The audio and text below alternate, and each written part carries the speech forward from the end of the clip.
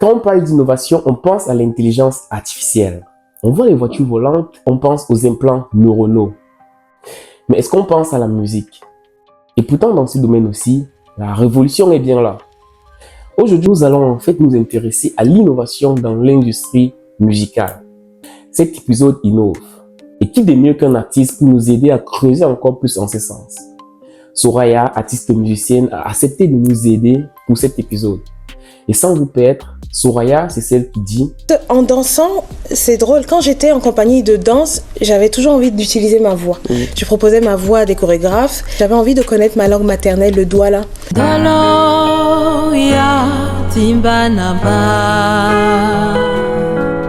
Voilà, maintenant que vous connaissez Soraya, ou bien en description pour en savoir plus, revenons à notre sujet. Mais avant, générique.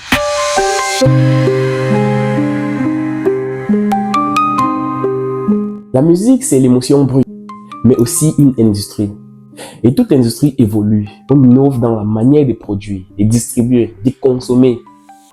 Je vais retourner vers Soraya et demander: est-ce que les artistes musiciens font de l'innovation? Ah bah oui, parce que quand on parle d'innovation, on parle de rupture. Oui. Et donc la rupture, c'est aussi changer de chemin, c'est trouver quelque chose de nouveau. Oui. Et en fait, ne serait-ce que chanter en langue douala, ça peut paraître comme ancestral, mais il y a quelque chose qu'on rénove à la fois. Vous allez voir que dans les générations d'il y a 20 ans, soit on délaissait les langues matrimoniales pour le français ou l'anglais, et là on se le réapproprie. Le fait de le mettre dans une musique qui n'est pas forcément la musique du village, mais qui s'inspire, c'est aussi de l'innovation.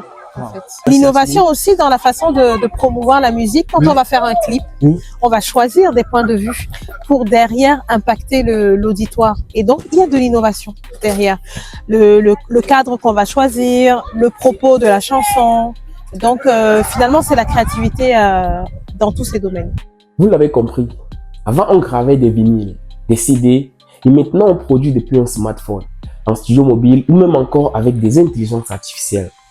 D'ailleurs, parlons d'intelligence artificielle, est-ce que Soraya, les artistes utilisent de l'IA pour produire de la musique ou pour les assister? Alors moi, c'est récemment que j'utilise l'intelligence artificielle. Je m'en sers notamment pour la partie administrative. En tant qu'artiste, je ne suis pas qu'artiste en fait, je suis entrepreneur. D'accord. Dans ce domaine artistique, par exemple, je dois trouver des salles de concert, parler avec des personnes dont je ne connais pas bien le métier. Et je m'en sers pour avoir la bonne approche. Par exemple, pour défendre un dossier ou faire une demande de concert. Voilà. D'accord. Mais je sais qu'on s'en sert aussi, j'en ai pas encore utilisé, pour écrire des chansons. Alors, à partir d'un thème, peut-être la fin d'un scénario ou quoi. Mais j'en suis pas encore à ce stade-là. J'ai eu l'occasion de faire une formation de 2 jours sur l'état de l'art de l'intelligence artificielle. Et ça a été très bluffant parce que maintenant, il est possible de fabriquer des images, de faire de la vidéo. D'ailleurs, Coca-Cola a fait de la publicité avec de l'intelligence artificielle et même de créer des chansons. Alors pour m'amuser, je suis allée voir, je sais plus si c'est Sunu, mais en tout cas il y a une application qui permet de créer de la musique. C'est assez bluffant, ça fait peur. Ça fait quand même peur parce que tu lui dis fais-moi une balade douala, enfin voilà, avec un rythme zouk, et il te propose quelque chose. Mais aujourd'hui, ces applications ne sont pas encore nourries, par exemple de nos langues. Donc il y a peut-être quelque chose à faire. Je ne pense pas que l'intelligence artificielle va remplacer l'humain. Je pense qu'elle va aider. On peut s'en servir pour optimiser nos processus. D'accord. Mais il y a encore besoin de ce que je vais dire, humanité, la façon de gérer les émotions, de prendre du recul. Ça, en tout cas, on en est encore loin. Il y a encore du boulot. Il y a encore du boulot. Mais l'innovation ne se limite pas à la tech. Elle est aussi culturelle. Et quand les artistes mélangent son traditionnel africain avec de l'électro, de la drill ou bien de l'afrofuturisme, c'est une forme d'innovation. C'est le son du futur, mais avec la mémoire du passé.